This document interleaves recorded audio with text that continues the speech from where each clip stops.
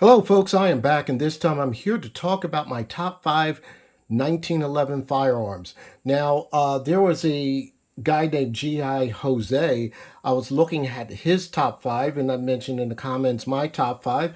And Beretta 9mm USA contacted me and said, hey, you should do a top five as well. If you don't know who Beretta 9mm USA is, you need to check out his channel. He is a great review of 1911s as well as other firearms.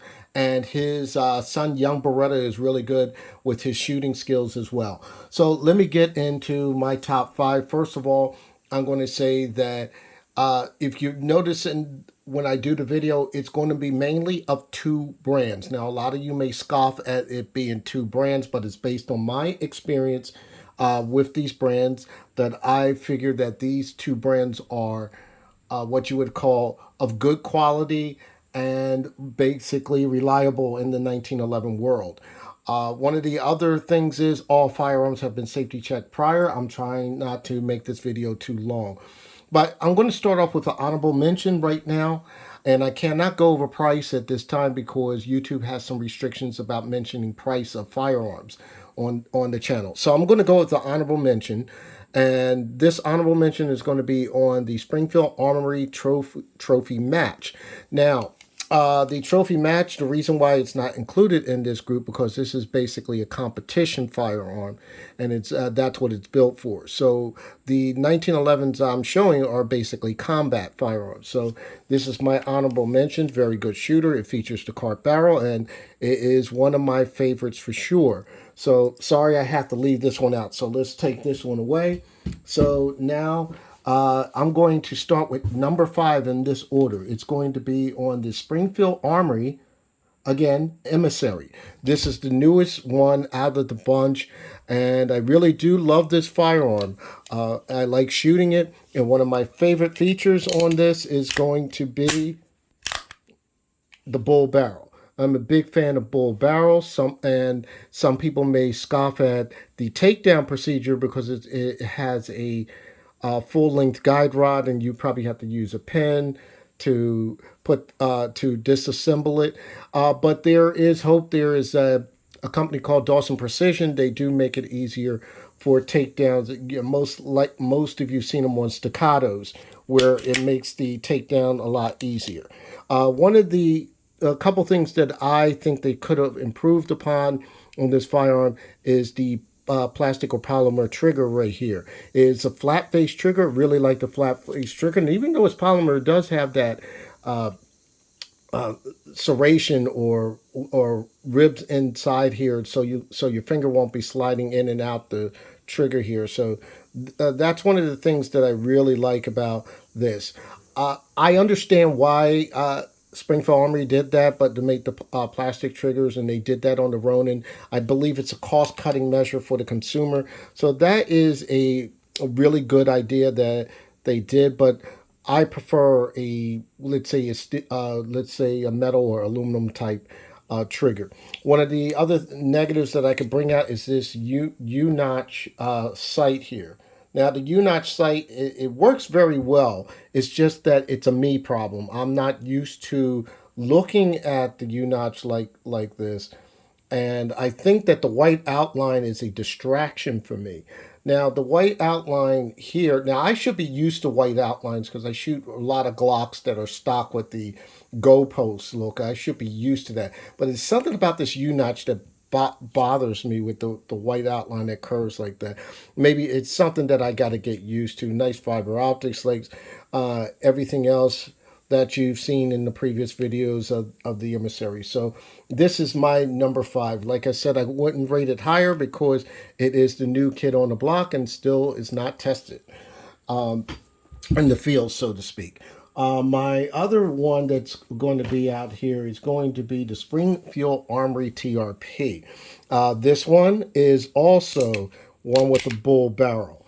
Now, not all TRPs come with the bull barrel. This is the full rail version of it. So this is the TRP Tactical, and this one will have the full rail right here, this is a heavy beast of a firearm. Now, one of the things about this is the TRP does come in a regular uh, version of this, a regular version with a rail that's shorter, and I think people would prefer that a little better. But there's nothing like shooting this. This makes the recoil feel very minimal with this heavy weight.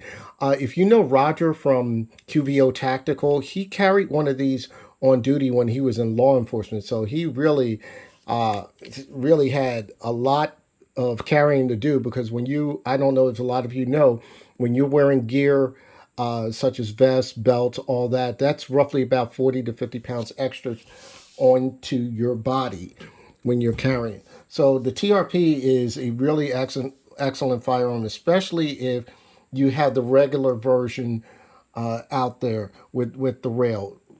And that has a regular, I forgot to mention, it has a regular bushing as opposed to the let's say full length guide rod takedown version. Number and that I believe the TRP was number 4, but number 3 is going to be the Vickers Elite.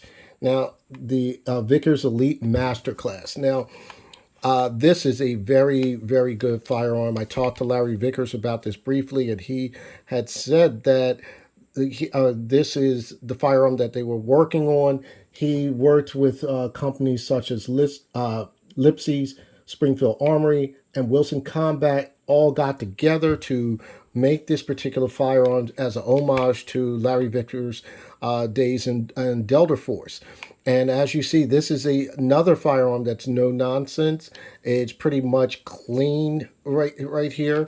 It just mentions some logo, Vickers Tactical, and then you see the Springfield Armory logo. And one of the interesting things is this. You'll notice that the hammer is more of your commander style hammer. This is more traditional instead of the glitz and glamour of the skeletonized hammers. Uh, and this is basically built for combat, and that's what it is for. They modernize it a little bit with these particular serrations right here in the rear. Notice that there's no front serrations here, but it does have the scallop front here for your press checking.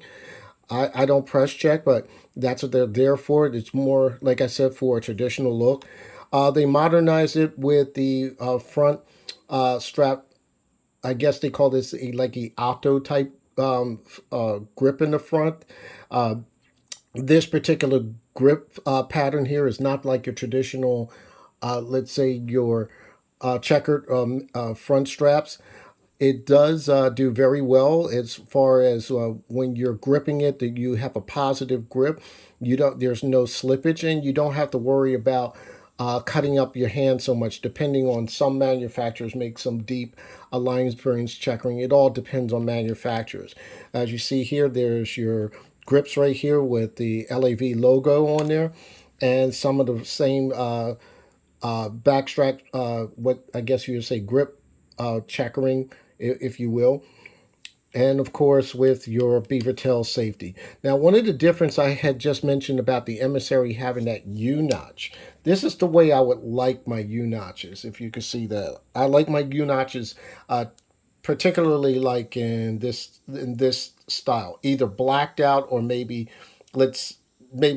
serrated like this, blacked out, serrated. So this is the type of the way I like my U-notch. That way you can see your front sight very well.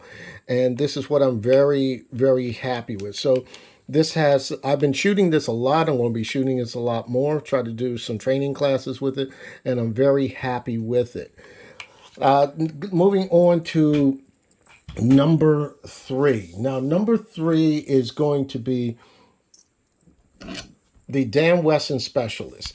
Now, like the Masterclass, it's basically a combat ready firearm. Now, don't let the pretty looks of this Specialist deceive you. This is a really combat ready firearm. It does come in a blue version. I found out this is a version they discontinued. The only difference is what they did with this is the newer version just have one little pick rail right there. I like the older one with the multiple pick rails. It adds to the aesthetics for me. and this is a very good firearm to shoot. It's very accurate. And I forgot to mention with the Vickers as well as with this one, this does not have a full length guide rod. It has the traditional GI guide rod. One of the main features is the front strap checkering. It is a very grippy checkering, but it does not beat up your hands. It does not cut your hands up like some checkering out there. And then you see more of the same in the rear. Dan Wesson makes firearms that are really comparable to, let's say, your Nighthawks and your Wilson Combats. They are the closest that you can get to a custom firearm without it being in a custom shop per se. Like I said, I do like the way the aesthetics are. I like the way the magazine, excuse me, not the magazine, the slide release rail is. So a lot of times when I release this slide release, I use my thumb to uh, release that slide so the slide can go forward to charge around. Now, if you notice on other firearms that I have, that not on the emissary, sorry about that, on this one, on the TRP, this is a Wilson Combat slide release. So I added that feature on here. That's the only thing that I added. But if you notice, you don't have to do that with the Specialist. It's already there. One of the other differences is its sighting system. Now, its sighting system is a little bit different. We call that the figure eight or dot over dot, eye over eye sighting system. And if I can get the camera to focus, this is a trinium sight. It does glow in the dark in the back. The rest of it is blacked out here. And then you have this, if I can get this to focus, as you see the dot right here. Now, what you do is when you're looking down the sights, the camera's not going to cooperate, but you can get an idea. This front sight dot is going to be over the rear sight dot, so it's going to be appear like dot over dot or like kind of like a figure eight. This is a very good firearm. I treat it as a combat firearm. I shoot a lot of rounds. I will be doing some more training with this in a couple training classes that I plan to take. Now let's get to number one. Number one is going to be, believe it or not, without any bells and whistles, is going to be the Valor. This is the Dan Wesson Valor. Now, the one thing about this is a discontinued version of the Valor, and I'll explain that in a moment. Again, there's the slide release that I like on here. Now, it has front strap checkering, but is not as aggressive as the Specialist. I do like the way this is, and it has the thinner grips. Usually, I prefer a thicker 1911 grip, but this is a thinner grip, but it is very grippy, and it adds to the appeal of being very slimline. One of the other things is, if you look at this particular firearm, there's not a lot of mess going on around here. There's no like decorations or billboards and warning words on here. All you see here is the word Valor. That's it. You already know it's a Dan Wesson because you already bought it. It might be written in the frame down here, but this is very clean. It does have that the dot over dot sighting system like it does on the Specialist. But this, what I like is it is very clean. Now, Wally Clapp had a old saying. That saying is everything you need and nothing you don't. So what this does is it keeps it very clean, it keeps it very basic. This is a very good carry firearm because it's slim, and when you put that on into the body, it's very, very slim. Whether I carry usually in the pants holsters, but this is very good on is because it's very streamlined. Now they recently when I said discontinued this, they recently upgraded this. It has a different trigger now. If you saw any of the newer Dan Wesson triggers, such as on the TCP or the ECP, it has that skeletonized trigger. That's how you know the difference, and plus it has a magwell. This one doesn't have a magwell, but the newer versions do. Now, like I said, this is my number one because of lack of all the bells and whistles. All you need to know about this firearm, it's going to work, it's going to shoot. It is a great defensive firearm. So with that said, I hope everybody liked the my top five. There are a lot of firearms that I could have 1911s that I could have added, and there are 1911s that I don't have in the collection, and then there are some that you're going to debate with. So list down below your top five 1911s. I know it's not a world of 1911s, but I love them and I'm going to keep up shooting with them. So, with that said, happy shooting, stay safe, hashtag 2A.